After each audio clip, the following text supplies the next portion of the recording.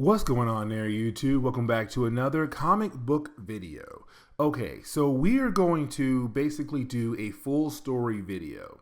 A full story video is when I sit down and take a bunch of videos that tell one overarching story and combine them together into one big video.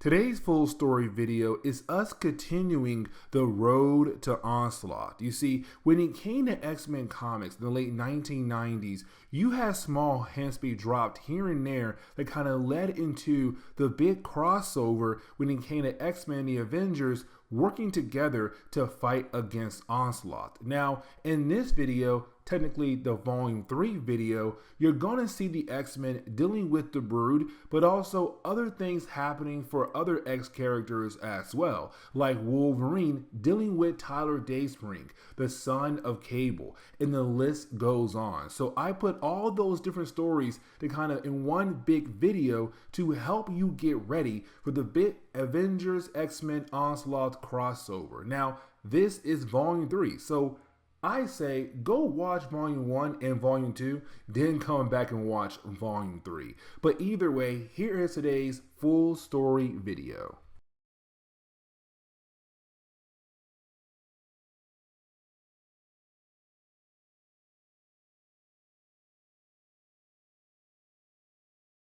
Okay, so as we all know, in the 1990s, when it came to Marvel Comics, especially for Marvel, the top two dogs at that time were the X-Men and Spider-Man. And so when it came to Marvel, they tried their best to push out all these different books when it came to those two different properties, especially for the X-Men.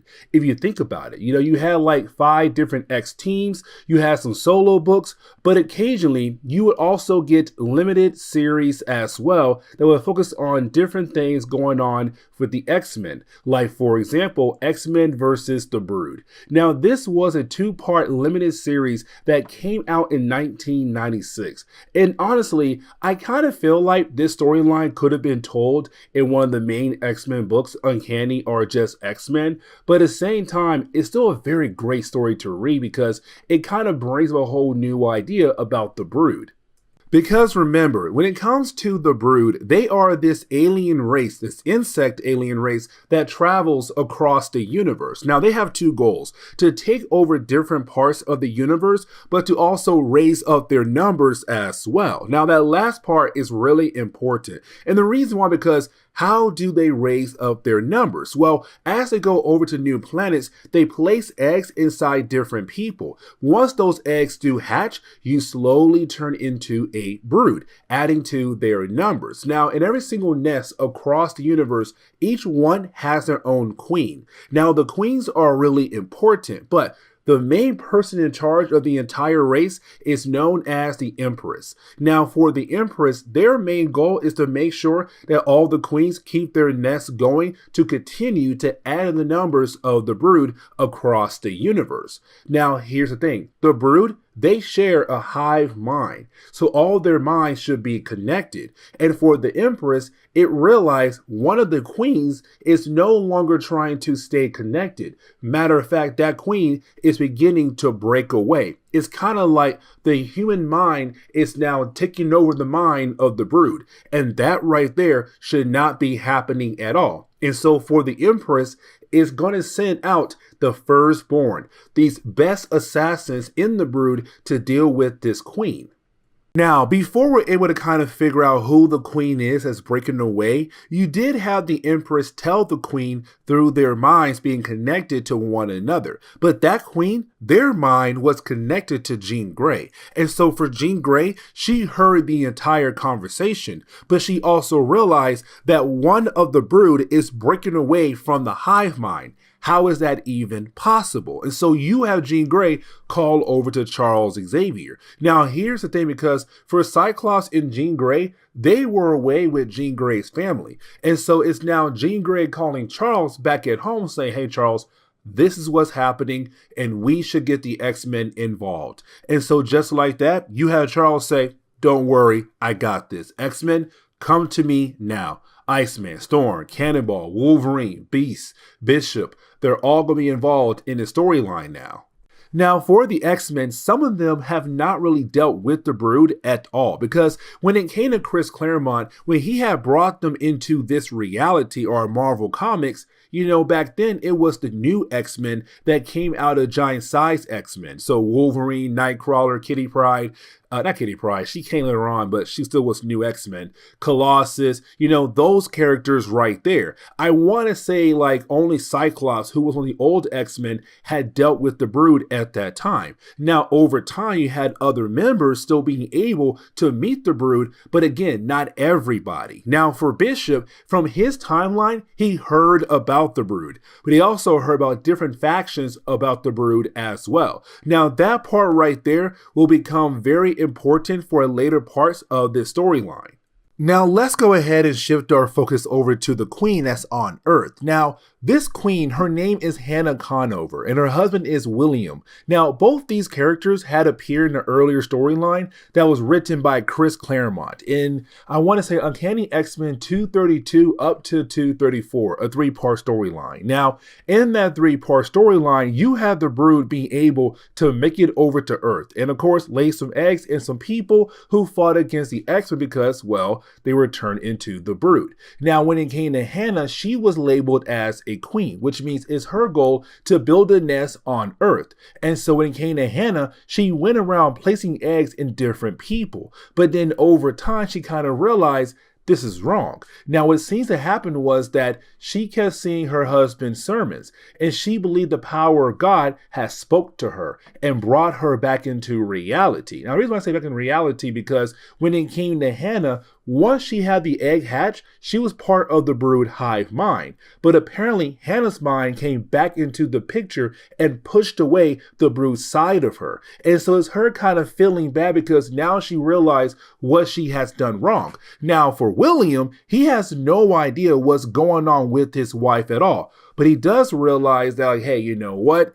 She needs help, but I can't help her. She won't let me help her at all. Now, the person who turned Hannah into a Brood was a character known as Josie Thomas. Now, for Josie, she's also a Brood. She got word that the Empress is sending down the Firstborn. Now, the Firstborn are a group of assassins in the Brood organization, and their main goal is to do what they are told to do. But once they do finish their mission, they're supposed to die. And so when they do arrive, they tell Josie, we are here to kill off Hannah, but all her kids as well that she had made on Earth. But on top of that, once they do finish their jobs, they will then kill one another. Now, after all of that, you then have Josie ask them like, okay, cool, change into your human form. Because if y'all walk around like that, you'll stand out and people might get involved. For the Firstborn, they don't shapeshift. They're kind of like, no, we are staying in this form right here. But also, if anybody sees us,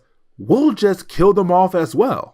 Now, for Cyclops and Jean Grey, they do locate Hannah. They're like, oh, she's right there. Let's go talk to her. But the thing is, for Hannah, she's leaving. She's heading back into town to kind of get away. Now, for William, he's kind of worried about Hannah. But then out of nowhere, 2 people appear. And they say, hey, man, don't worry. We'll watch over her. Now, these 2 people, yes, they may look older than Hannah. But the thing is, they're also part of her Brood nest, which means they are just 2 Brood people who are pretending to be their human hosts. But on top of that, they're technically her children. And so their goal right now is to protect their queen. And so yes, they do take her in a town for a tad bit. Now, for the Firstborn, they do locate Hannah. They're like, cool, she's right there. But before we go after her, we have to kill off everybody who is connected to her, which also means Josie, because Josie was the one that turned Hannah into a Brood. And so you have the Firstborn kill her off just like that. There goes Josie. With her death, they can now focus on Hannah now. And so then after that, they head straight over to Hannah. But here's the thing, because you do have those 2 people who came with Hannah try to protect her. That's their job, to protect their queen. But the thing is, the Firstborn, they are top dogs in the whole entire organization of the Brood. Like, they're not something you could take down so easily. And so just like that, they kill off the two people that came with Hannah. And it does look like at first, like Hannah is going to die. But then at the very last second, the X-Men do arrive. Now, the last few pages of the first chapter is really more of us kind of focusing on the battle between the X-Men and the Brood. And there are two things I do want to bring up. The first is that even with all the different abilities the X-Men have, they're still struggling to fight against the Firstborn. Like, there's just two of them, and those two are taking on the entire X-Men team all at once. Now, the second thing I do want to focus on is Wolverine. And here's the reason why, because around this time in Marvel Comics for Wolverine, he was more savage, more feral. And the reason why, because we had learned that apparently when it came to Magneto ripping off the adamantium off his bones, it kind of restarted a whole process in Wolverine. So apparently by Charles Xavier, when it came to Wolverine, when he first gained his mutant ability, he was supposed to slowly turn into a wild beast. But thanks to Weapon X putting on the adamantium on his bones, it stopped that process. But thanks to Magneto getting rid of the adamantium, that process has started up all over again. Now, there is a special reason why I'm kind of bringing this up right now for this storyline. And that special reason is because, okay, for Logan, he was the only person so far we have seen in Marvel Comics begin to get rid of a brood egg that was placed inside his body. And the only reason why, because of the healing factor. But for Logan, as one of the few people who have fought against the brood, he's kind of like, hey, if she's a brood, they have to die. Now, later on, more of her kids appear because their main goal is to protect her. And so she's kind of wondering what to do here, like to allow Wolverine to kill her off or to have her children protect her. But at the same time, for Jean Grey with the rest of the X-Men, they kind of want to use her. They kind of figure out how she was able to break away from the brood, because then that might give them more information about the brood and how to deal with them. But right now, she's kind of wondering, like, it's really worth her to be alive, because now you are talking of the possibility of more and more brood coming after her to kill her, the people she turned to broods, but also to kill off her husband as well. Now, as we get into the second issue, we're really picking up with William again. Now, for William, it's him kind of meeting up with police officers, because the police did arrive at the scene earlier when it came to the X-Men fighting against the brood in the city. And so for the police, they're kind of like, hey, William, do you know why we saw Hannah with the X-Men? Now, for William, they were saved by the X-Men back in that storyline that Chris Claremont wrote a long time ago. So for him, he's kind of like, well, if the X-Men got involved, then most likely Hannah was in trouble. Because for the X-Men, they protect everybody. And so you have William walk away, but now he's kind of wondering, like, what's going on with my wife? Like, why in the world is she getting involved with the X-Men? And really, as we transition back over to the X-Men, it's really more now seeing the X-Men kind of wondering, like, okay, cool, what should we do with her? Like, should we go ahead and just kill her off? Now, for Wolverine, he's down with the idea. But for most of the X-Men, they're kind of like, no, let's just use her as a way to study her, to learn more about her. Now, you have her saying, like, no, I want you guys to stay away from me. Like, she's kind of thinking of the possibility of letting the Firstborn kill her off. And so she does call in her children to basically protect her, to fight against the X-Men. Now, for Wolverine, they also have to die because, again, his past with the brood. But for Jean Grey, she realized that these broods are not technically hostiles. Like, they're right now fighting against the X-Men, but only because she told them to allow her enough time to get away. And so now for the X-Men, they're kind of like, okay, listen, we gotta fight Hannah. Break up into multiple groups. But at the same time, watch out for Logan, because for Logan, he's really down with the idea of just killing her off. But as we get over to Hannah, for Hannah, she does regroup with her children. But here's the problem though, because as soon as they do regroup, more of the firstborn appear. Now, when they do appear, it's kind of like a slaughterhouse, because you do have all her children try their best to protect her, but they can't because they're nowhere on the level of the firstborn. And so they're getting slaughtered. And while they're getting slaughtered, she kind of realized, okay, you know what? Enough is enough. Everyone's dying because of me. What if they kill me off and leave everyone else alone? And so that's her goal, to allow them to go ahead and kill her off. But the problem is the X-Men arrive once again to protect her. Now for Logan, his main goal is to actually protect her now. But the only reason why, because of Jean Grey, his love for Jean Grey. And so he's trying his best to fight against the firstborn. But the problem is, again, they're too powerful. Now, the rest of the X-Men do arrive. Like I said though, they're just having a hard time taking these guys down.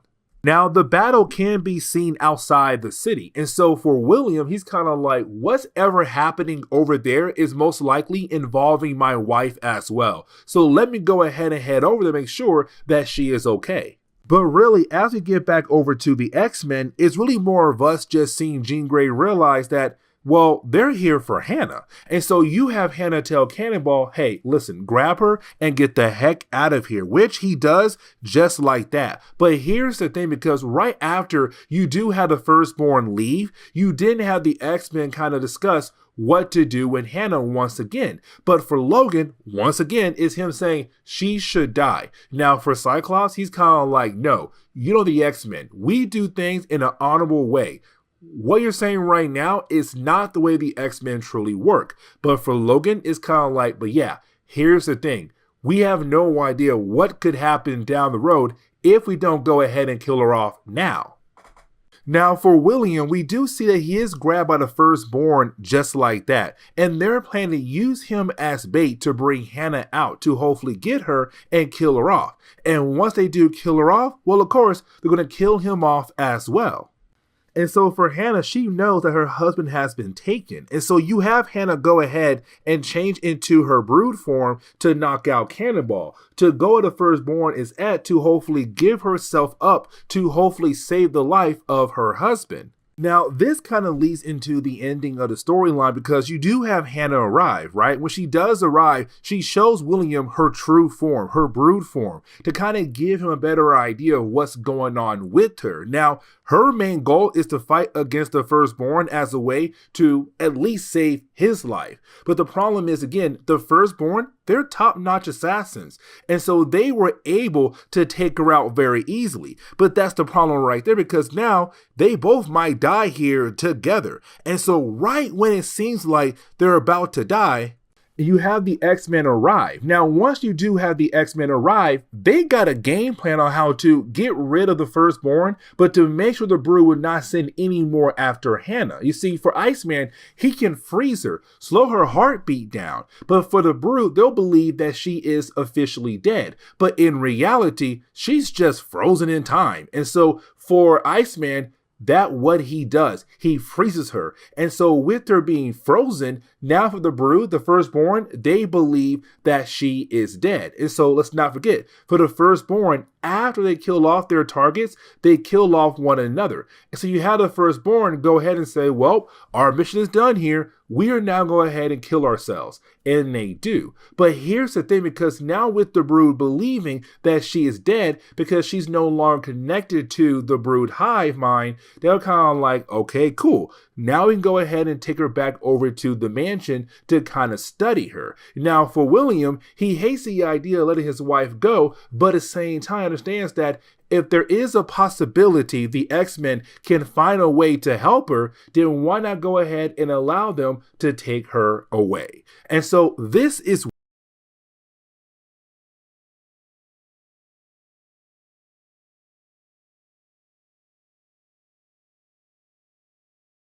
it's kind of crazy how close we are getting into Onslaught. Like, I feel like I want to go ahead and just skip over all the different X books and just jump directly into the main event. But like, we're almost there. I say almost there, but like, We still got a few more videos to go, but this one right here is another building block towards the Onslaught storyline because X-Men issue number 50 was a huge milestone for the X-Men series, but also being used as a way to bring in the Herald of Onslaught, a character known as Post. Now, in one of our earlier videos, we had seen Post. It was, I want to say, Cable versus X-Men. But when it came to Post, he actually first appeared in this book right here. But I want to cover that storyline first because that storyline was a whole lot bigger than this one was. But yes, this is the actual first appearance of Post. And so as we get into the opening pages for today's storyline, we do pick up with Cyclops, Storm, Iceman, and Wolverine. Now here's the thing, because these four characters are technically waking up somewhere and they have no idea where they are. But on top of that, they were all at home except for Wolverine because he was on his own adventure, which we'll cover down the road in a later video. But for all four characters, they were kind of doing their own thing, but then out of nowhere, they were just grabbed and brought here, but also severely injured. Like, for example, Storm, her ankle's twisted, but Iceman, his chest has a hole in it right now. Wolverine, well, healing factor kicked in, so he's okay. But for Cyclops, well, his visor is gone. And so for our four heroes right now, they're kind of wondering who took them and who did all this damage to them. Because right now, it seems like they're sitting ducks until this person reappears and most likely finish them off. But now we have the transition over to Charles Xavier. Now for Charles Xavier, he's confronted by Gateway. Now we have not seen Gateway since one of our earlier videos where he grabbed Chambers, one of the members for Generation X, but brought that person right back and left them at the school. And so now here's Gateway, and it does seem like he wants to teleport Charles Xavier away. Now we have no idea why, but we see him trying to. Now Bishop, I find is funny, but for Bishop, he just busts right into the room like, I don't know what's going on, but there's no way you're going to take Charles Xavier. Now, you do have Charles say, hold on, Bishop, because we have no idea what's going on with Gateway. But you also have Jean Grey appear. Now, for Jean Grey, she knocks out Gateway.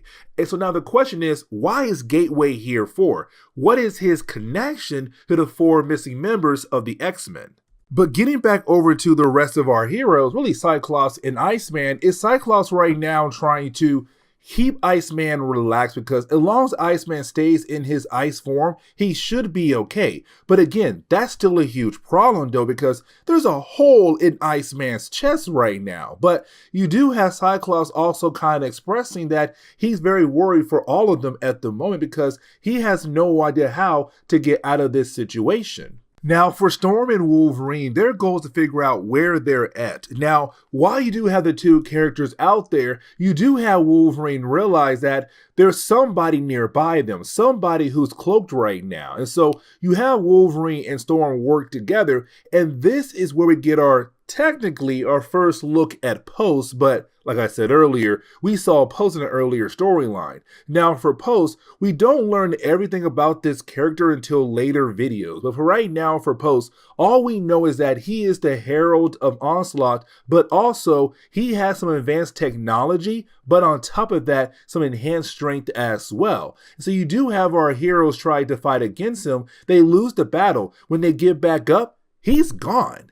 Now for the rest of the X-Men, they're trying their best to figure out like, what is their next move at the moment? Because right now they have Gateway in their home, but they have no idea how to find their missing teammates. Now, for the X-Men, they do call up Banshee because for Banshee, he's kind of like, listen, I saw Gateway take away Chambers, but he brought Chambers right back, and that was really it. So I have no idea what exactly went down when it came to Gateway and Chambers. So Banshee's no help at all. And so for the X-Men, they're kind of wondering, how can they find their missing teammates? Now, for Jean Grey and also Charles, they realize there's some kind of mental attack. But they also realize that there's some kind of being inside the room right now who's made out of pure psionic energy. So they really can't do anything at all to fight against this person who's in the room at the moment. Now, for the 4 missing X-Men, they're right now fighting against Post once again. But here's the thing, for Post, he tells us that this is a test that was put together by his master, by Onslaught. And so right now, it's them seeing like, how far can y'all go past your, not just your regular human body limits, but also your mutant abilities limits as well. I want to see how strong you guys truly are. But it really shows here that for Post, he does technically have the upper edge on our heroes, because technically our heroes have been weakened by him or Onslaught earlier on before the battle had actually begun. But either way, the battle still continues on. Now, as we transition back over to the school, you do have Beast tell us that the X-Men realize the 4 missing X-Men have been abducted, but they're being tested at the moment. And the reason why Beast believes that because he realized 3 of the 4 missing X-Men, they're energy-based type people. Storm, Cyclops, Iceman. Now, Wolverine, he's more physical, but also more like his senses and also his tactile skills out in the field. And so you realize those 4 are kind of being used to see how the X-Men truly work together out in the field. Now, this is also the X-Men realizing that this is all leading into Onslaught. But the problem is right now, they have no idea who Onslaught is, but they kind of realize this being is really powerful. And that right there scares them a whole lot more. Now, I kind of want to jump back over to the battle between Post and the missing X-Men because you do have him right now holding on to Cyclops and Wolverine. And I kind of like this. Here's the reason why, because it's really more Post telling us, the readers, like, when you look at Cyclops, when you look at Wolverine, they are their knight to the other person, meaning that they may have the same goals in mind, but they are completely different from one another, the complete opposite from one another. But these 2 characters are very important to the X-Men for so many different reasons. Now, you do have the X-Men who have been abducted being able to get an upper hand on Post when it comes to their battle. Now, as we jump back over to Beast, we do get some kind of information about what's going on with Gateway and Chamber. Like, why did Gateway grab him for? Well, we learn here the reason why he grabbed Chamber is because he was hoping to deliver Chamber over to Onslaught. But for Onslaught, he don't want anybody who has the ability to read his mind, to know more about him. And so that is why Gateway brought Chamber right back to the school for Generation X. Now, with all that being said, you do have the missing X-Men being able to defeat Post, but right after doing that, he disappears. But you didn't have the X-Men being able to teleport back to the school of Charles Xavier. Now, they have no idea where they were at. When they do get back, you have Gateway begin to talk to the X-Men. And this is pretty huge because for Gateway, for the most part, he has always been mute. He never spoke at all. He let his actions speak for him. But apparently somebody had talked to Gateway and said, "You assured me these creatures were ready. They could hold the last line of defense against the coming." And you didn't have Gateway begin to talk to the X-Men by saying, "The Onslaught is coming. There is no power on this earth or any other capable of stopping it. No one, no Homo sapien superior or otherwise, can turn back the Onslaught." And so this is us now leading into the big event coming up very soon on the channel. But this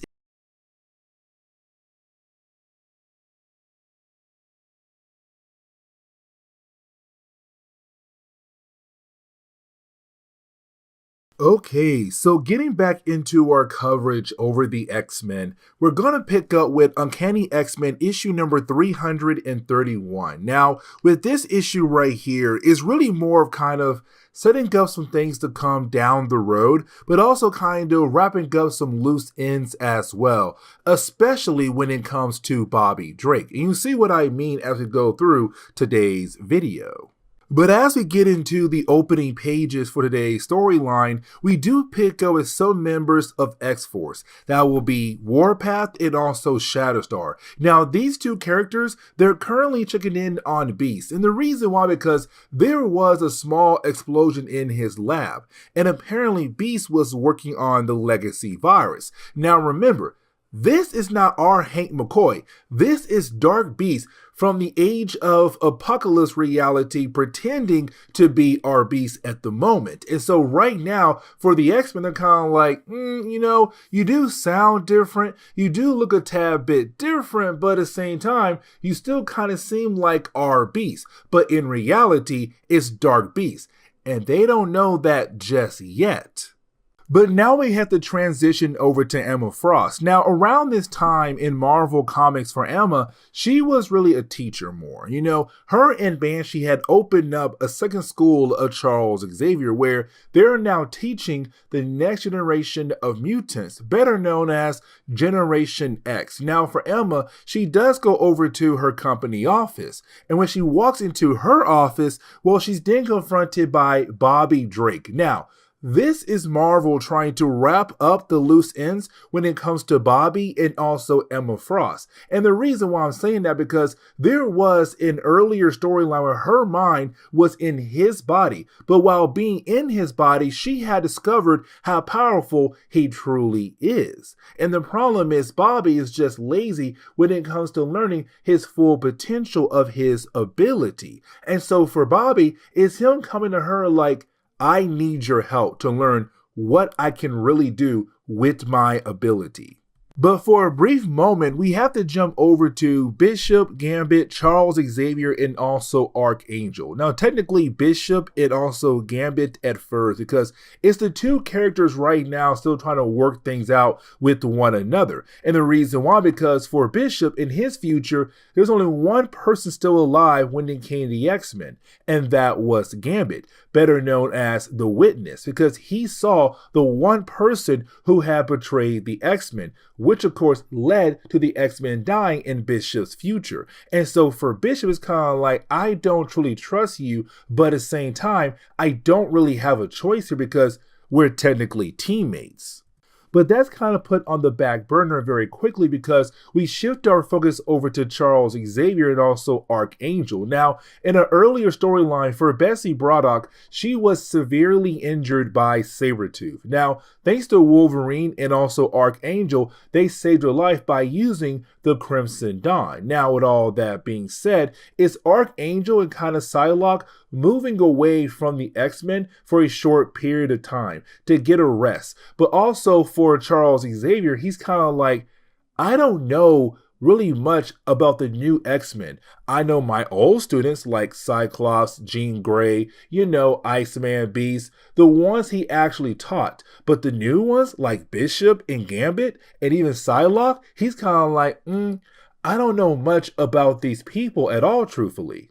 Now, for Bobby Drake, when it comes to him and Emma, the reason why he's so upset with Emma, because she told him like, hey, I will help you learn more about your ability. But the problem is she hasn't done that yet. And so for Bobby, he's kind of like, you have not been there for me when it came to me learning more about my ability. But the problem is for Emma, it's more of like, no, you have to learn by yourself at first so that I could then figure out how to help you. And so for Bobby, he kind of shows what he's able to do now. Like, for example, freezing her blood inside her body. But on top of that, he also shows his injury that he had received in our last video when it came to him and some others fighting against a character known as Post.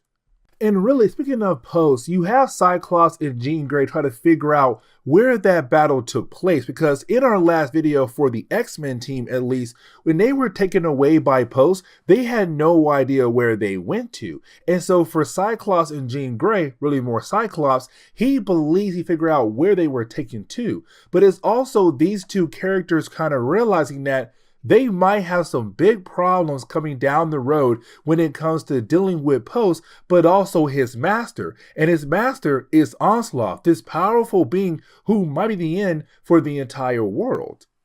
Now, the ending of the storyline is really more of Emma Frost trying to explain things to Bobby. Like, listen, for you to be able to kind of learn more about your ability, you have to fully understand your potential with your ability. Like, look at you. You already realize that you could freeze someone's blood inside their body, but you have the potential to do so much more. And so for Bobby, the reason why he came here because there's a hole in his chest right now, and he's afraid to turn back into his human form and possibly die. But for Emma, she keeps saying, just turn back to normal. Just do it. But for Bobby, he's kind of like, if I do it, I will die. But after a while, he begins to believe her. He begins to realize she's trying to help him, but she's playing the hard game at the moment. And so once you have him realize and turn back into his human form, he is completely healed up. And she's all like, listen, I want to be there for you like I was for my students in the past, the Hellions who died in the past. And so I want to make sure I'm there for you. And so for Bobby, it's him beginning to discover that Emma Frost will be there. But at the same time, he has to try himself to learn more about his own ability.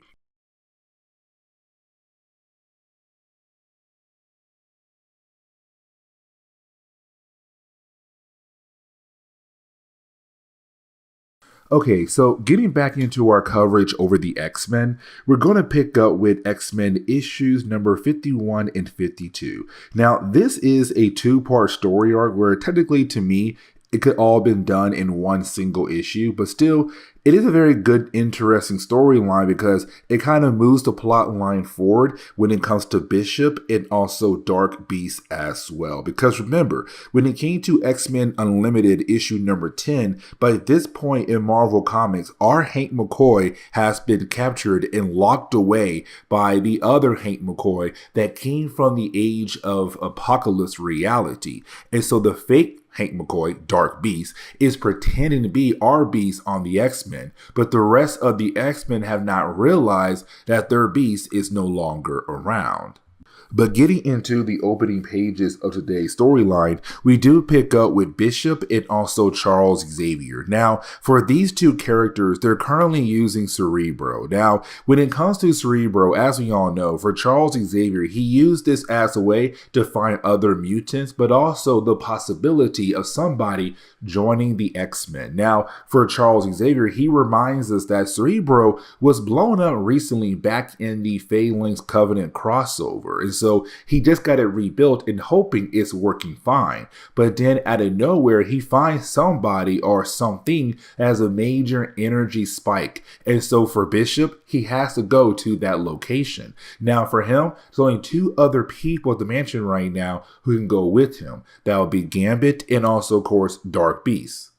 Now, when the X-Men arrive at that location, they kind of find out that it is a moving train that's currently holding all these different people who may or may not be mutants, but they're calling out for help. Now, here's the thing, because for Dark Beast, he goes over to save a young lady's life, but she begins to freak out. Now, it's not because the way he looks, it's because what's been happening on this train. You see, all these different people are technically not mutants. They all have been changed by some kind of virus. And the virus spreads by flesh to flesh. And so every single time someone touches another person, that new person get touched will turn into some kind of different creature or some kind of being. And so that is why she's freaking out, because she saw what happened on the train, that all these different people were slowly turning to creatures thanks to this supposed virus that's spreading flesh to flesh. Now we do jump over to Cyclops and Jean Grey, and you have the two characters over Jean Grey's parents' house. Now around this time in Marvel Comics, Jean Grey's sister had died, and so when it came to her sister being dead, her children had to stay with Jean Grey's parents. Now here's the thing, because you have Scott right now hanging out with the kids. Now at first it does seem like he's being that cool uncle, but in reality it's Scott right now trying to figure out if the two kids are possibly mutants. mutants. Now for Jean Grey, she hates the idea so much because she wants the kids to have a normal life. When it comes to them being mutants, their lives will no longer be easy. And technically, they already had a rough life. They lost their mother. And so it's her saying, like, stop. I don't want to know if they're mutants or not. And if they are, let them slowly learn about their powers by themselves, not with us. Because technically, I want them to live a peaceful life because of what they have gone through already. Now, we also have to remember that around this time in Marvel Comics, Graydon Creed, the son to Mystique and also Sabretooth, who is just basically a human, is running for president. And so he's right now really trying his best to run a whole campaign on the idea of hatred towards the mutant race, where most likely he could win the actual election. Now, as we transition back over to the X-Men who are currently on the train at the moment, we do learn here through Dark Beast that once you do knock out one of these people that has been mutated, they turn right back to normal. Now, right after that, he's then confronted by Mr. Sinister. Now, let's not forget here that Dark Beast is scared of Mr. Sinister for all these different reasons, but this version especially at the moment. We learn more why in the next chapter, but you do have Sinister being able to grab Dark Beast and knock him out, but wants to know who also came with Dark Beast. But while you have that going on, you have Bishop and Gambit trying their best to figure out how to stop the train. Now, this is kind of funny because for Gambit, he believes the best way to stop the train is to use his powers. Bishop's kind of like, are you crazy? Because now you turn this train into a bomb that's heading straight into the heart of Manhattan. Like, Gambit, what are you thinking here? Now for Gambit, he does have a good game plan here, but at the same time, it's kind of risky here because what Gambit is trying to do is charge the entire train now with kinetic energy. And for Bishop, he has the ability to absorb energy. And so it's him telling Bishop, like, use my energy right now from the train to use that energy as a way to stop the train. It's going to power you up strong enough to allow you the ability to actually stop it. And the thing is, it does work out. But the problem is that by the time you have Bishop being able to completely stop the plane, he is completely drained. But then out of nowhere, you then have our two heroes get attacked from behind by Mr. Sinister. So just like that, all three characters have been easily taken out by him. But now we kind of have to check in with Rogue. Now, by this point in Marvel Comics, Rogue had officially left the X-Men. And matter of fact, she left because some things going on between her and Gambit. But she's currently in South Carolina trying to rent out a room out of somebody's home. Now, while you have Rogue trying to sign the lease, the child of the homeowner wants to, touch her. But the thing is, the child can't touch her because if the child does, her mutant ability will activate, absorbing the child's mind and memory, but also putting that child possibly in a coma. And so you have Rogue freak out. Now, there is a small news report talking about the mutant race. And the homeowner, she hates mutants. And now she's kind of wondering, did she just rent out her home or her room to a mutant? Now you have Rogue lie to her, but the thing is, yeah, she did. And the question is now, how long can Rogue stay there before the lady finds out that she is officially a mutant and possibly kick her out? Now, as we transition back over to the train that Gambit and Bishop has stopped, well, our heroes are gone, of course, but the police arrived. Now, while you do have police try and gather different pieces of evidence, you have reporters there as well. Somebody appears and he does take the footage that the guy had basically captured on his camera. Now, the guy is very upset and wants to stop our mysterious character, but his partner says, don't do that.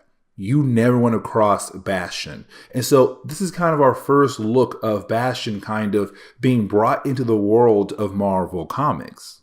But as we jump over to our heroes, we do see that our heroes are currently prisoners of Mr. Sinister. Now, here's the thing, because for Dark Beast, he's freaking out because he was kind of hoping that Mr. Sinister would never be able to find Bishop. Because if he did find Bishop and look in the mind of Bishop, then most likely for Mr. Sinister, he would then be able to discover a different reality, better known as Age of Apocalypse. But also for Dark Beast, if Sinister did that, then most likely he would learn about Dark Beast and also Sugar Man and the other characters who arrived in this reality. But it also kind of shows that for Dark Beast, he's really scared of Mr. Sinister. And the thing is, for Dark Beast, he kind of has the right to, because the counterpart for Mr. Sinister back in the Age of Apocalypse reality was a scary dude. Like, you are talking about a guy who was Apocalypse right-hand man, basically, the top-notch scientist. And so for Dark Beast, he knows if Mr. Sinister is able to discover this other reality and then figure out that Dark Beast is from that other reality, what will Mr. Sinister do to Dark Beast to get all the info out of him? And so for Dark Beast, he's kind of hoping that Gambit will be able to just break out of his binds, free the other two characters, and hopefully escape before Mr. Sinister can learn everything about the Age of Apocalypse reality. But this kind of leads into basically Gambit being able to trick Mr. Sinister into believing that he had got infected by the mutation virus that Sinister had created, as we saw on the train earlier. But in reality, it was just giving Gambit enough time to be able to escape from his binds, but to also allow Dark Beast and Bishop to break free as well. Now, once you do have Bishop being able to break free, you as Sinister realize that this is a losing battle and he should just go ahead and retreat, which he does. But here's the thing, because before you had Gambit being able to break out Dark Beast and also Bishop, you had Dark Beast overhear the conversation between Gambit and Mr. Sinister, kind of giving us another hint at the idea that there is some kind of connection between these two characters. The question is right now, what is that connection? Now for Dark Beast, he feels like this is great intel to hold on to for a later purpose. But also, why in the world are they in St. Louis? But this is where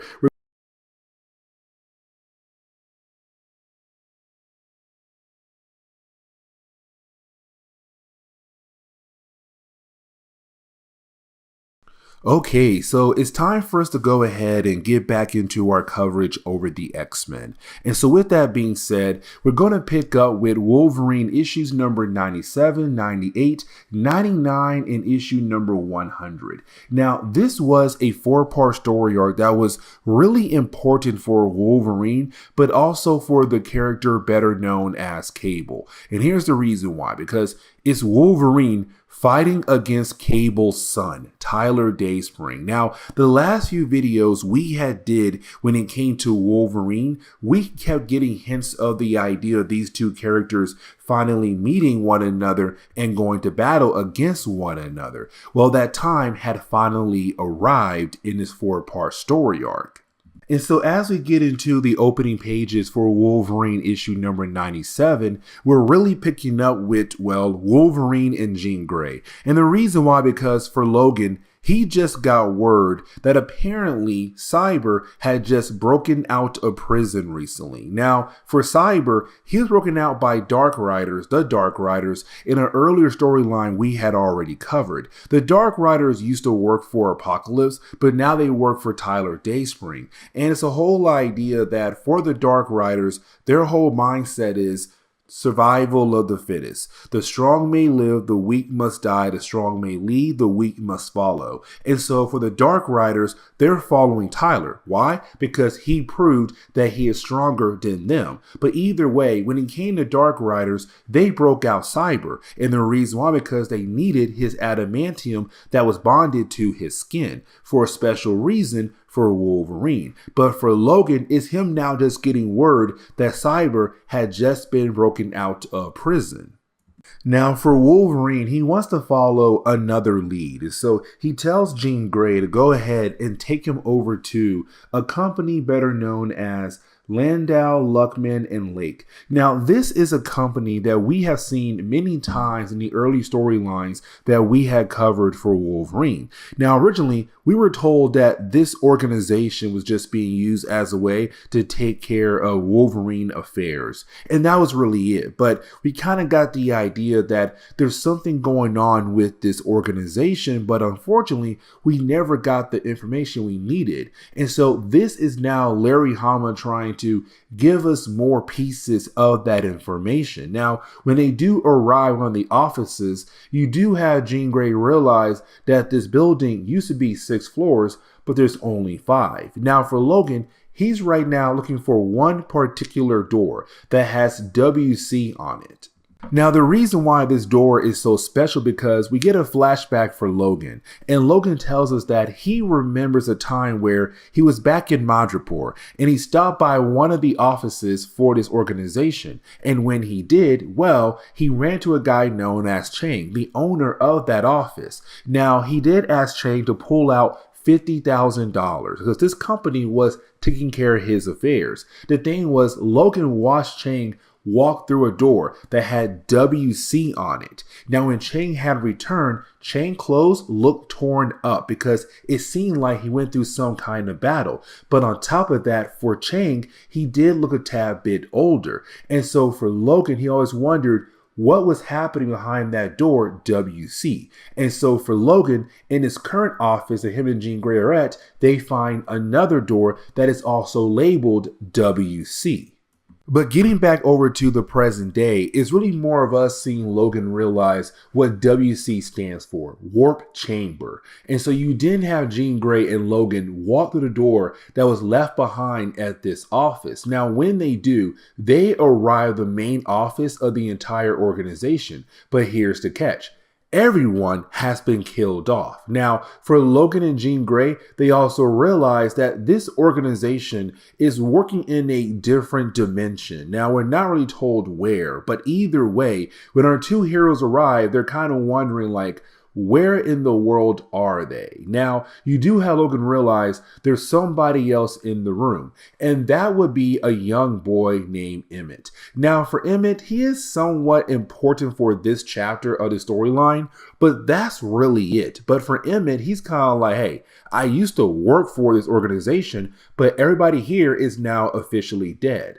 Now, the way you have Emmett talking to Logan and Jean Grey is kind of like he knows that these two characters are technically on his side. They were kind of brought here to help him out. But for Logan and Jean Grey, they have no idea what's going on. Now, for Emmett, he believes that somebody else had told Logan and Jean Grey what's going on in this area. But you do have Emmett trying his best to kind of keep them away from the main bad guy, and that would be Chimera. Now, Chimera is a brand new character being brought into the storyline, but for Logan, when he walks through one door, he ends up in a completely different room. It's just him because that door had some kind of psychic block on it, which of course did not allow Emmett nor Jean Grey to follow him through that door. And so you now have Logan be confronted by Chimera. Now, Chimera is one of those characters where it kind of seemed like Marvel had some plans for her possibly, but honestly did nothing special with the character. But either way, we kind of get the idea that she might have a hand when it came to breaking out Cyber alongside with Tyler Dayspring, because for Logan, he kind of realized that she might be part of the whole master plan going on behind the scenes. Now, she does try to attack him, and this battle is very short-lived. You do have Logan being able to easily handle her, but you do have her being able to escape just like that, but kind of leaving us wondering like, okay, what is her connection to Tyler Dayspring? Did she really help out Tyler when it came to breaking out Cyber? We don't get the answers here in these pages, but right after she does leave, You didn't have Emmett and also Jean Grey being able to get through that door that blocked them earlier. But by the time they get inside, she's gone. But you also have Zoe Colwyn arrive as well. Now, for Zoe, she also works for the Landau, Luckman, and Lake organization. Matter of fact, we met her in an earlier storyline. And matter of fact, it was the same storyline where you had Cyber be broken out of prison. And so with that being said, she does appear saying like, listen, I'm here to help you, but I can't tell you what to actually do. All I can do for you right now is hand you this package and send you on your way back home to Madripoor for the next step of your journey. And so we kind of get the idea that Wolverine's on some kind of path that was laid out for him. But unfortunately for Zoe, she can't help him through that path at all.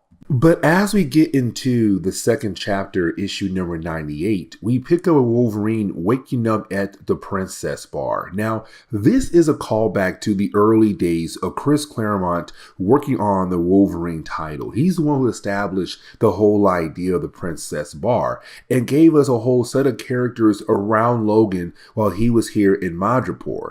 But this is kind of like Larry Hama moving on from Madripoor. And the reason why I'm saying that because for Wolverine, he wakes up in the Princess Bar and he sees two people that he used to work with in the early days of Chris Claremont's Wolverine that are officially dead. Archie and O'Donnell. They've been killed off, and it seems like they have been killed off by Logan. But the problem is, Logan realized the entire bar, the Princess Bar, has been completely wrecked. And the problem is, it does seem like Logan's the one who had attacked this place. Now, for Logan, he does not remember anything at all. He's kind of like, what in the world happened here, and why can't I remember?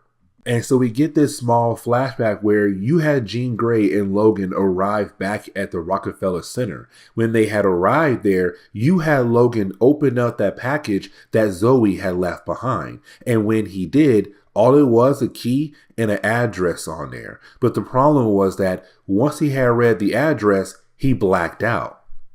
But getting back over to the present day, you do have Logan realize there's one person still alive, and that would be Rose. Now for Rose, it's kind of her just saying her final goodbye. She was another character given to us in the early days of Wolverine series, but for Rose, it's her saying goodbye to Logan. But it's her also kind of saying like, you were always a pistol. You always were a firecracker. Now for me personally, it's kind of like her saying like, you were technically used by somebody else. But you didn't have Logan go outside the bar. And once he does arrive, he is completely surrounded by the police force of Madripoor. And of course, they're still being led by Chief Ty.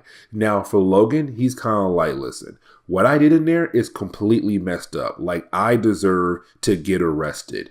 And so you have the police go ahead and arrest him and take him over to the prison. Now, while you have Logan in prison, he overhears a call between the police chief and also somebody else. Now, this person is telling us that they're going to leave the prison behind for like an hour or two to allow this other person to come inside to have a private conversation with Wolverine. Most likely a very bad conversation. But either way, for Logan, he kind of realized like, okay, there's a possibility there's something going on behind the scenes. And that is when he is confronted by Dirt Nap. Now, Dirt Nap was a character we met in an earlier storyline where I had mispronounced his name. But either way, for Dirt Nap, he's working for Tyler Dayspring. He's all like, listen, my boss had basically set you up. You're going to see sooner or later what's going to happen to you down the road. And so you have Dirt Nap leave just like that. But right after you have Dirt Nap leave, you then have Tiger appear. Now for Tiger, she was an ex-lover of Wolverine, but also she's a crime lord in Madripoor. And so it's her saying like, you left this behind a long time ago, but also here's this weapon, this hacksaw to kind of help you break free from your binds so that you are able to escape. Because for Logan, he realized that he was not the one who had killed his friends at the Princess Bar. It was, of course, somebody else. We already know who it is. But either way, for Logan, he's like, okay, cool. It's time for me to go ahead and break free. But right after you have Tiger leave, you did have two other people arrive at the prison, and that would be the Prince of Madripoor and also General Coy. Now, these two characters, they were like enemies of Logan in the early days of this Wolverine series. And so this is Larry Hama saying, it's time for these two characters to go away, because by the end of this book, they're going to die. You'll see what I mean here in a moment. But you didn't have the two guys walk into the prison with all their henchmen. Now, right off the bat, we learn here that these two guys were the ones who were responsible for what had happened at the Princess Bar. They were the ones who had set up Logan, make it seem like he was the one who had killed off people at the Princess Bar. But in reality, it was these two. Matter of fact, one of the henchmen has a weapon that's very similar to Wolverine's claws. Make it seem like it was Logan, but in reality, it wasn't. Either way, you do have Logan being able to take all the henchmen out.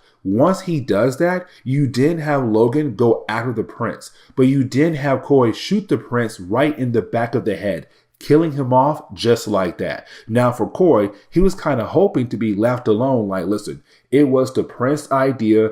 I don't want to do this. Just please leave me alone and I'll leave you alone. But you did have Tiger appear behind Coy and shoot him in the back. So just like that, Coy and the prince are both officially gone from Marvel Comics. But you do have Tiger being able to give Logan a getaway car. But for Logan, he realized his journey is not done just yet, because you didn't have Logan head over to, well, Landau, Luckman, and Lake's office here in Madripoor, because there was one there in the early days of Marvel Comics. But either way, you do have Logan find the same door once again that has WC, that stands for Warp Chamber. And so you have Logan use that door to teleport somewhere else. But while being teleported, he's then confronted by Zoe, who does tell him like, hey, listen, you have to come with me, Logan, and learn your fate. And so now we're kind of getting into the next part of his life, or the next part of his path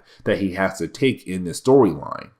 But as we get into the next chapter, we're now picking up with Wolverine arriving in COPPA. Now for COPPA, this is a very special location for a lot of different reasons. And let me explain why. You see, for COPPA, this is the birthplace for Apocalypse. And so for Wolverine, he knows, because this is also where you had Tyler Dayspring kind of decide where he wanted to take up the mantle of Apocalypse. Because with Apocalypse supposedly no longer around, is allowing Tyler Dayspring to kind of take up that mantle to become the new Apocalypse. Now, when Wolverine arrives here, he is confronted by Zoe. And is Zoe telling him like, listen, there are people behind the scenes who are trying to lay out a certain path for you. It's up to you to break away from the path that they had laid out for you. And you must find their base. You must find their citadel. Now, you do have her just disappear because she has to handle a different situation with a different character. And of course, that'll be Chimera for killing off different employees of the company she works for. But right after she does disappear, for Logan, he's then confronted by a guy whose goal is to lead him over to the citadel that Tyler is currently using. But now we have to jump over to Madripoor. Now, when we do, we pick up with, well, Cannonball. Now, for Cannonball, he was sent there to Madripoor as a way to keep Logan company. That was a quest done by Charles Xavier. The problem is that when you have Cannonball arrive at Madripoor at the Princess Bar, he realized it's a complete wreck. And we know why. In the last chapter, we already saw it. But for Cannonball, he has no idea. Now, for Cannonball, he is completely surrounded by some thugs, but luckily for him, he was saved by Tiger. Now for Tiger, she kind of realized that this guy is a close friend of one of her lovers, or her main lover, Wolverine.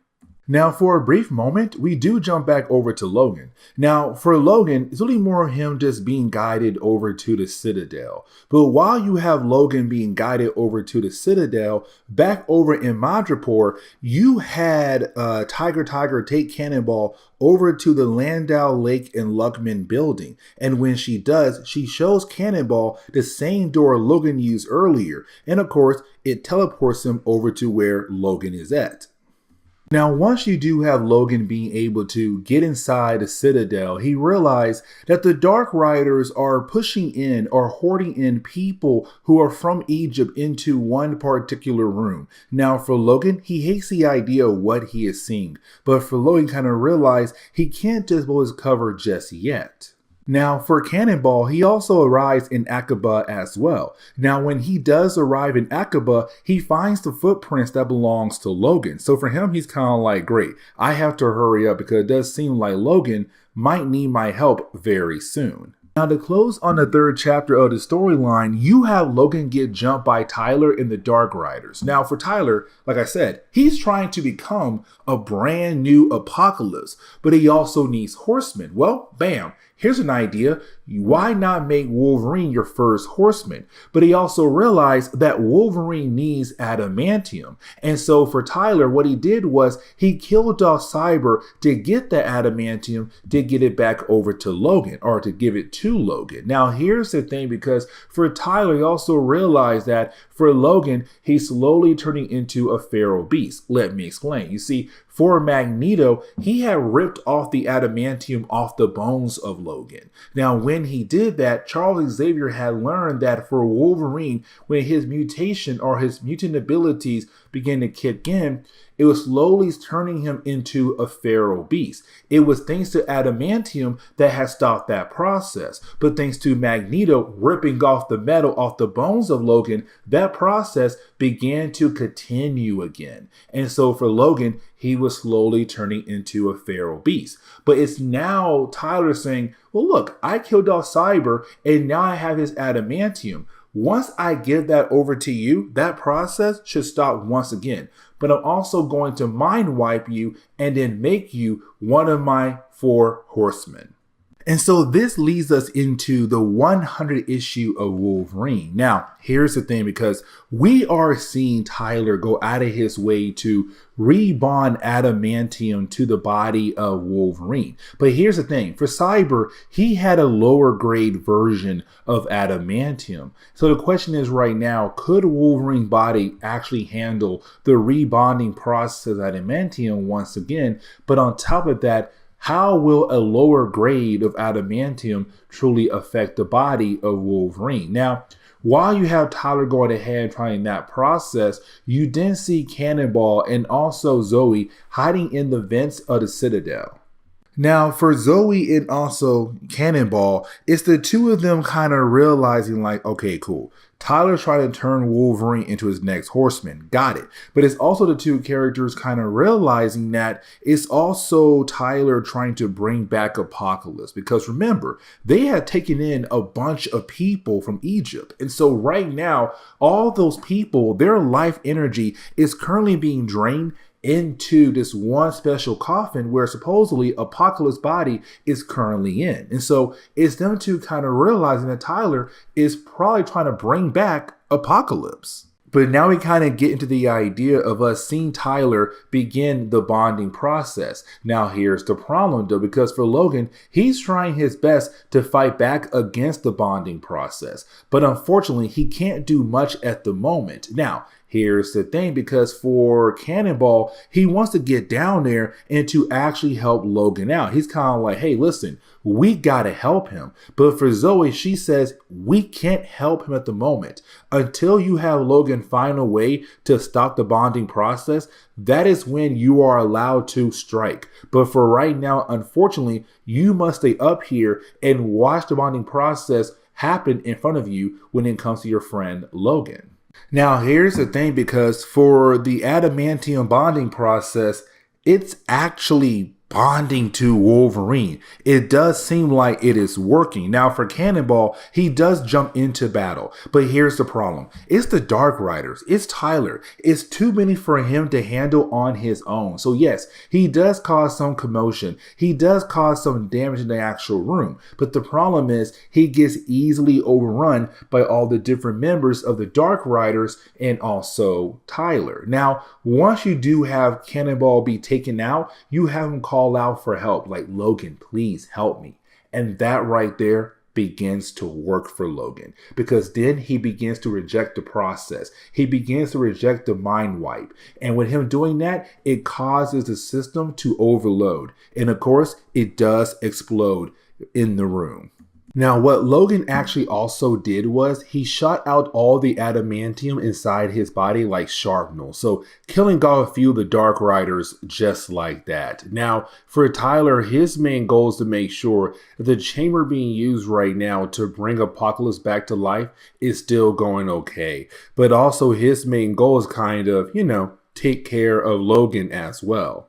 And so this kind of leads into the ending of the storyline, because when it comes to Logan, he becomes full on savage. Because when he came to Tyler, when Tyler had tried to bond the adamantium to his body and you had Logan fight against it, it got rid of the last portion of Logan's human side. So now he is just a savage beast. And so we see Logan just going out of his way, killing off the Dark Riders, killing off Tyler as well. And you even have Logan tell Cannonball to tell Cable that he is sorry for what he had did to Cable's son, because at this point right here, this is the official death of Tyler, and this character does not reappear ever again in Marvel Comics, which is honestly a tad bit wild, because with the whole idea of Krakoa, you would think like Tyler would come back, but he doesn't. But either way, is Logan saying he cannot go back home to the school of Charles Xavier, because now he's full on feral.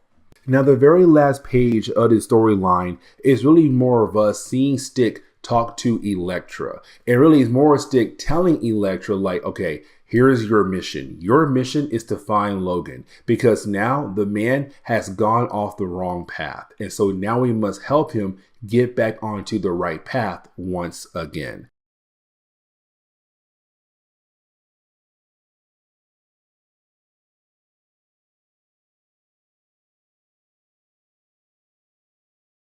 Okay, so it's time for us to go ahead and get back into our coverage over the X-Men, and this is actually a crossover story somewhat, and what I mean by that statement is that we're going to use two different X titles to kind of get the full idea of the story that was given to us in the pages of Uncanny X-Men and also Wolverine comics. Now, with that being said, when it comes to the opening pages for Uncanny X-Men issue number 332, we're kind of reminded about what has been going on when it comes to the character known as Wolverine. You see, around this time in Marvel Comics, you had an event called Fatal Attractions. Now, when it came to Fatal Attractions, as we all know, it was Magneto ripping off the adamantium off the bones of Wolverine. Now, when he did that, we had discovered that Wolverine had bone claws. But here comes the big kicker. For Charles Xavier and a few other people, they had discovered that when it came to Wolverine, when he began to mutate thanks to his mutation manifesting itself, we learned that he was supposed to turn into, well, a savage beast, a savage animal. What stopped that process was adamantium. So technically, Weapon X did kind of help Wolverine out. The problem is, with Magneto ripping off that adamantium, that process was once again kickstarted and began to slowly turn Wolverine into a savage character. Now, when it came to our last Wolverine video, Wolverine went up against Tyler Dayspring, the son of Cable, who was trying to become the new Apocalypse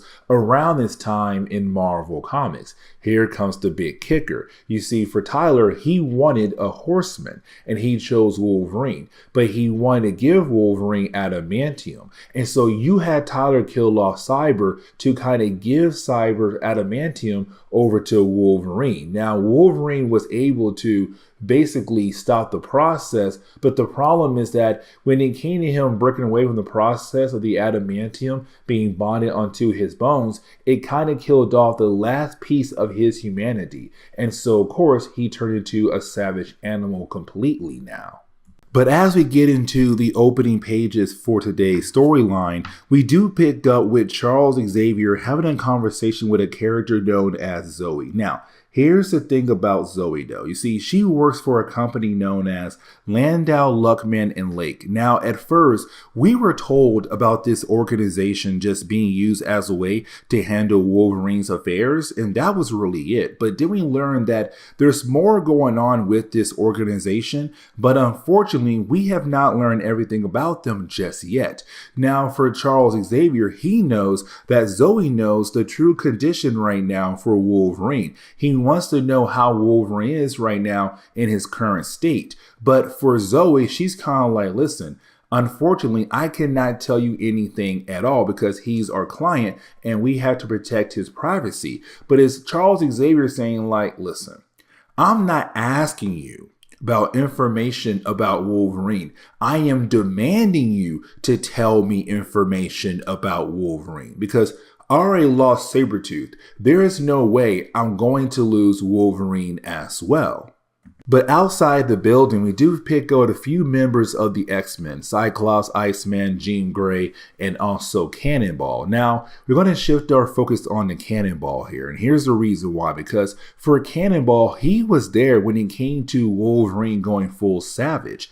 And technically, when it came to Wolverine, when he fought against Genesis, he realized he had no choice but to go ahead and give up that last piece of his humanity as a way to fight off against Genesis, aka Tyler Dayspring. And so for Cannonball, he kind of blames himself because once he had realized that Wolverine was missing, he should have called for help. But he didn't do that. And so he kind of feels bad, or really feels like he is partially responsible for what happened to Wolverine. Now, for Jean Grey, she was able to locate Logan. So you have the X-Men go ahead and leave to hopefully get him and bring him back home. Now, as we transition over to Wolverine, we see Wolverine in the desert, where he's then confronted by a character known as Ozymandias. Now, when it comes to Ozymandias, he was locked away many years ago by Apocalypse. But here is the big kicker though. You see, he was locked away in this stone prison, but while being locked away, he began to see different possible futures for this timeline. And he began to jot them down or carve them on the walls to kind of show somebody down the road later on that he has been looking to the future of what's to come down the road. Now, he also showed recent images that he had carved that had actually happened when it came to the character of Wolverine, like, for example, turning into a savage beast. Now, for Ozymandias, he really does believe in the possibility that he might run into Apocalypse once again. But that is when you have the X-Men arrive. Now, they overheard the entire conversation and kind of realized that he was locked away by Apocalypse. And so they kind of feel like he should also be scared of Apocalypse, but at the same time, he should not be. Because around this time in Marvel Comics, to the X-Men and all the X-teams, they believe Apocalypse is dead. Now, for Ozymandias, he does not believe that at all. He believes that most likely Apocalypse will come back once again and cause havoc for this world. Now, the ending of this chapter is pretty interesting. And the reason why I'm saying that, because you do have Ozymandias kind of show us his ability where he's able to control the stones around him, kind of turn the stones into different people of the X-Men or the different characters the X-Men have fought over the years. Now, while you do have our heroes fighting against these stone-like versions of themselves and other people, you also have Cyclops fall down into the pit where Ozymandias came from. Now, as Cyclops is falling, he's seeing all these different carvings that Ozymandias had made that basically predicts the future of this world. Now, for the rest of the X-Men, they want to save Cyclops as he falls down this pit. But the problem is they're all being kind of occupied by all these different things that Ozymandias is throwing at them all at once. Now, you also have him being able to grab Wolverine. And this kind of puts Jean Grey in a bad spot right now. Because of her, she's kind of wondering how can she save Cyclops but also save Wolverine as well. Now, the second half of the story does take place in Wolverine issue number 101, and we actually pick up with Wolverine, the rest of the X-Men minus Cyclops, still fighting against Ozymandias, but also all his stone creatures as well. Now, for Wolverine, once he's able to break free from Ozymandias' hold, you do have Wolverine jump in the pit as well. And of course, his main goal is to save Cyclops. Now, here's the thing, because while you do have Wolverine being able to grab Cyclops, they both find this image that was carved into the wall. This image is Charles Xavier. Now, this is pretty huge because, okay, for Apocalypse, he has his whole idea of survival of the fittest. The strong may live, the weak may die, the strong may lead, the weak must follow. And so for Charles Xavier being carved in the wall right here, for Cyclops, why would Ozymandias have Charles Xavier carved on the wall? Because for Charles Xavier, he basically stands for the complete opposite of what Apocalypse stands for, survival of the fittest. Now, you do have Cyclops pass out, but for Wolverine, his main goal is to now carry Cyclops back to the top or the surface with the rest of the X-Men and of course Ozymandias as well.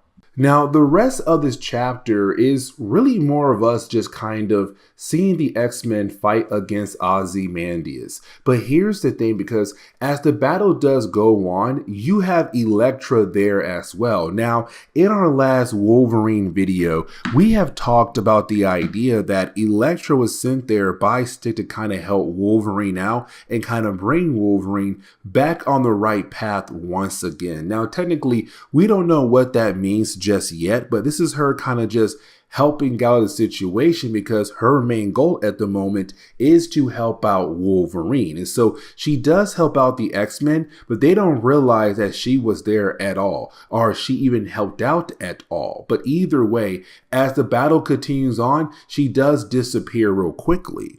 But to kind of close on this issue, as the battle continues on, you do have the entire area begin to crumble, including Ozymandias as well. Now, you do have Jean Grey trying her best to kind of hold him together, but unfortunately, she's not really able to. So we're kind of left to believe that he is dead. But I'm going to tell you right now, technically, he is not. And matter of fact, he does reappear in later storylines that become very important for the character of Apocalypse. Now, with all that being said, you also have Cyclops kind of tell us that everything he saw down there, all the different carvings of Ozymandias predicting the future of this world, kind of predicts the idea of the end of the entire world. But either way, you do have the X-Men leave, but as they are leaving and taking Wolverine back home with them, Wolverine does detect Elektra, but unfortunately she stays hidden good enough where the rest of the X-Men don't realize that she was there.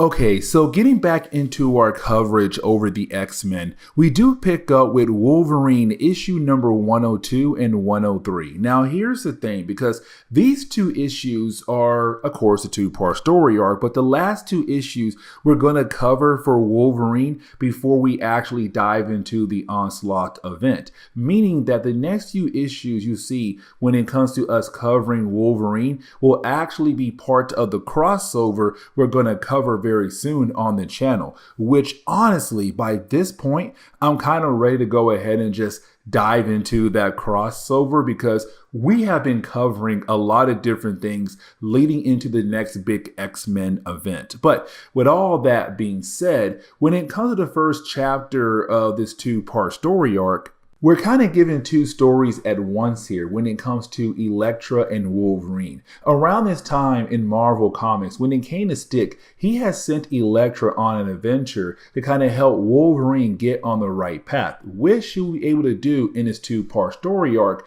but only in the second chapter. In the first chapter is her kind of playing a different role here, a role of kind of giving us a life story of hers. Now, here's the thing, because she's playing the role of a narrator narrator. She's not really there at all, and we're not really given any images of this life story, but it's her kind of telling us this life story of hers to kind of get a better idea of who she is, but also this person who was very close to her. Now, while she's telling us this story, you have Wolverine going on a completely different adventure, which of course will lead to him meeting go with Elektra by the end of the first chapter going into the second chapter. Now, this life story is kind of spread out in the entire book, but I kind of want to go ahead and wrap it up in one not single sentence, but one quick statement here. And the reason why, because I want to kind of shift our focus more on Wolverine kind of being put back on the right track thanks to Elektra.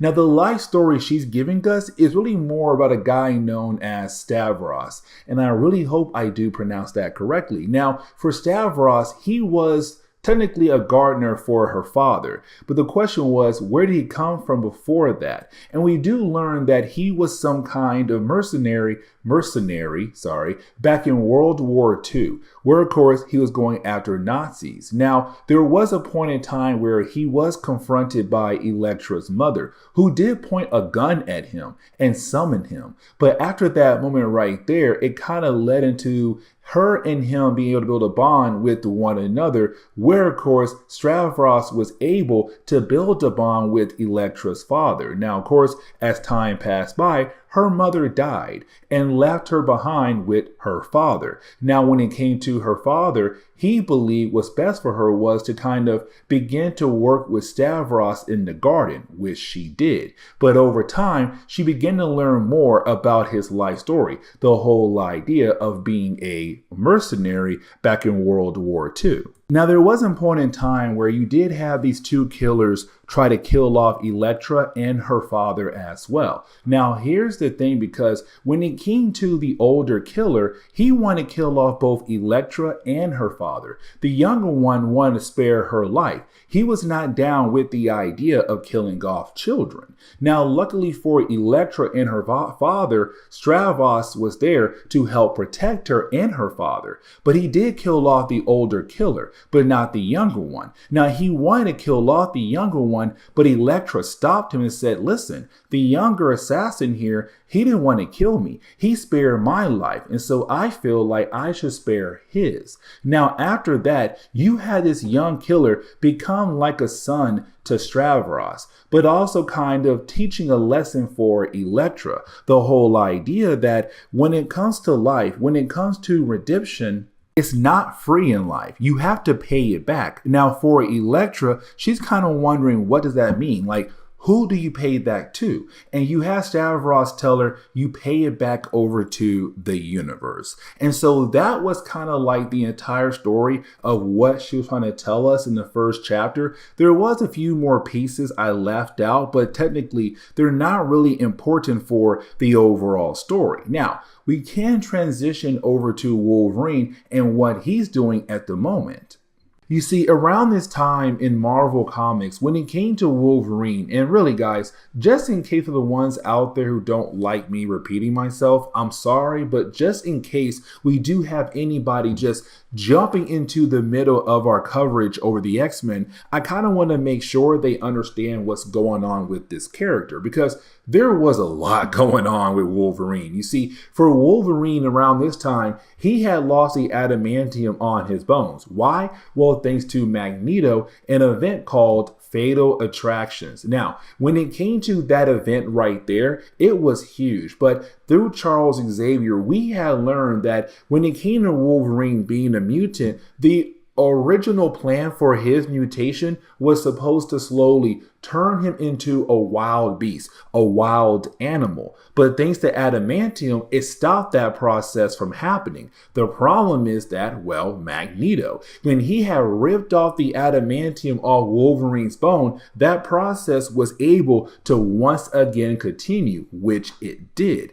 And so by this point, Wolverine is now fully a savage character. Now, technically, Wolverine was trying his best to stay normal, but thanks to Tyler Dayspring, Wolverine, the son of Cable, who was trying to bond adamantium back on the bones of Wolverine. And when it came to Wolverine rejecting the bonding process, it got rid of the last piece of humanity that Wolverine had. And so, of course, he was now fully savage. And so by this point, he's just out there in the city. You see, for this story, we kind of shift our focus onto a young family. Now, we're kind of left to believe that she is a single mother trying to raise two boys, an older one and a younger one, and she believes her older one stays out of trouble. Except when she leaves for the night, you do have the older boy leave the house, and we kind of find out that he's part of some kind of gang, and most likely dealing with drugs, it seems like. But when it comes to Wolverine, he does run into the mother at first. Now, with him kind of running into the mother and she sees him on the streets kind of begging for money, begging for help, she does give him some money to kind of help him out, which does kind of build a somewhat bond between the two characters, even though she quickly walks away. But this moment right here is very important for the end of the story. And here's the reason why, because with her older son being part of a gang, unfortunately, they take part of a gunfight. Now, with this gunfight happening between the two gangs, you have innocent people dying left and right. Now, when it comes to her older son, he does run away, but you have Wolverine chase after him. Now, the reason why you have Wolverine chasing after him, well, because he killed innocent people. But Wolverine does pick up the scent of the mother on the young boy and kind of realize who he is. And so you have Wolverine take the young boy back over to where his mom is at to kind of show him, like, your gang being in that gang war and having those innocent people die, your mom and younger brother could have joined those other innocent people who died thanks to your gunfight against the other gang. Now, you do have the young boy realize that he should leave the gang life behind. Now, while you have the two characters walking away, one of the rival gang members tries to get the jump on the young boy, but luckily for him, Elektra was there to stop him and kill him off, to save the young boy and Wolverine's life. And so as we get into the second chapter, we're really picking up with Wolverine climbing on top of this building. Now, once he does arrive on the top of the building, he's then confronted by Elektra. Now, for Elektra, this is her beginning to try to bring Wolverine back on the right path again, as she says, or as Styx says to do. And so she asks him two questions. The first is that, what is your name? Now, he does not say Logan. He says Wolverine. And so when he says that, she says, that's a name of an animal. That's a name of a beast, not a name for a man. She then asks him another question like, okay, cool. Who climbed the building? Was it a man or was it a beast? Now, for Wolverine, he is unable to answer that question. Elektra goes out of her way to hit him. Now, he does try to attack her, but she's able to easily dodge the attack. And you did have Elektra lead Wolverine into this room. Now, what Elektra is trying to do here with Wolverine is trying to bring the man back out of him, because right now what she sees and what she's trying to tell us is that Wolverine is a powerful weapon, kind of like a samurai sword. But the thing is, he's still a man, a martial artist. And so what she's hoping is to bring out the martial artist that she knows about Wolverine, and hopefully the man side of him will follow along as well to bring the good out of him once again. And so you didn't have Elektra go out of her way to lock Wolverine in this room. Now, for Wolverine, he's not really trying to think of how to get out of this situation. It's just him banging at the door over and over again. But for Elektra, it's her kind of understanding what's going on with Wolverine, because technically she was in his place once before. When it came to her losing her mother at a very young age, she found love, Matt Murdock, and then she lost him. And then she also lost her father as well. Her world has shattered so many times where she tried her best to find different ways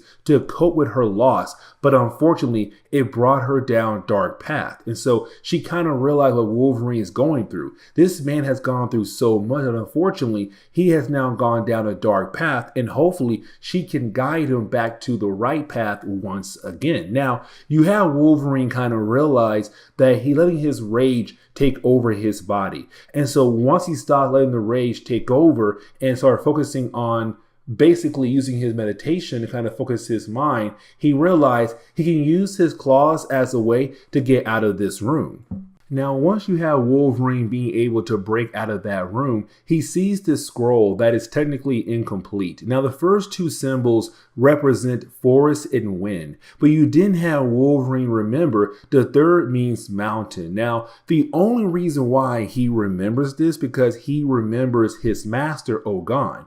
And basically, it was a saying that you had to be majestic as the forest, swift as the wind, immovable as the mountain. And so once you have Wolverine being able to remember every single piece of that scroll, he's then ready for his final test. And really, it's more of Elektra still trying to bring out the man in him. But what she's trying to say here is that when it comes to a fight, when it comes to an animal, usually animals don't think of their next move when they're in a battle or something. But for men, they try to think of their next move to allow them to win the battle against the person they're currently fighting against, hoping to bring the man side of Wolverine back out to block the savage side in him.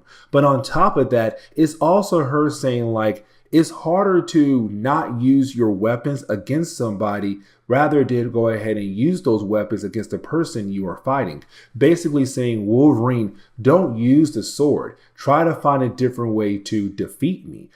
Try to use your hands rather than the sword, because using the sword right there kind of shows that you're showing your savage side there, because it's easier to use a weapon against your opponent. It's also easier to change your ways. And so it's Wolverine kind of realizing what she is trying to say to him.